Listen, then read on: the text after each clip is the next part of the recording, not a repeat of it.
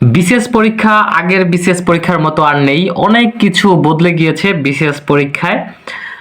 যদি আমি কিছু উদাহরণ দেই তাহলে বিষয়টা ক্লিয়ার হবে। যেমন বিসিএস পরীক্ষায় বয়স সীমা তো বাড়িয়েছে, এটা তো আপনারা জানেনই।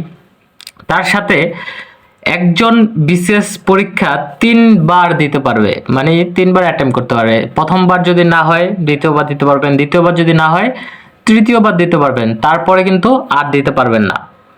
এ হচ্ছে একটা বিষয়।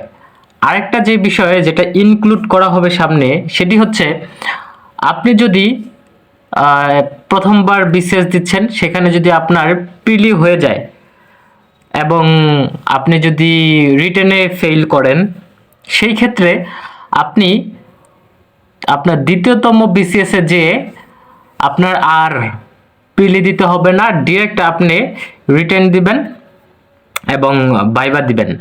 একইভাবে আপনার যদি প্রথমবারে বা দ্বিতীয়বারে যদি প্রিলি আর হচ্ছে রিটেন হয়ে যায়, তাহলে আপনি শুধু ভাইবা দিবেন। মানে আপনার উপর থেকে কিন্তু প্রচন্ড প্রেশার কমে যাচ্ছে। কিরকম প্রেশার কমে যাচ্ছে?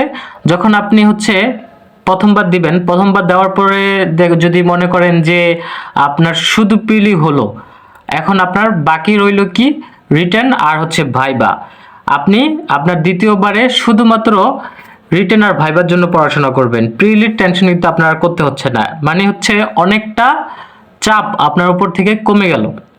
এতে করাতে, এই বিষয়টা করায় আমার মনে হয় কি একটি যুগান্তকারী সিদ্ধান্ত নেওয়া হয়েছে। কারণ হচ্ছে আপনার হচ্ছে যারা ডিজার্ভ করে এবং প্রথমবার যারা দেয় তারা কিন্তু অনেকেই হচ্ছে অনেক ভালো পরীক্ষা দেয়, কিন্তু প্রচন্ড কম্পিটিশনের কারণে তারা পিছিয়ে পড়ে।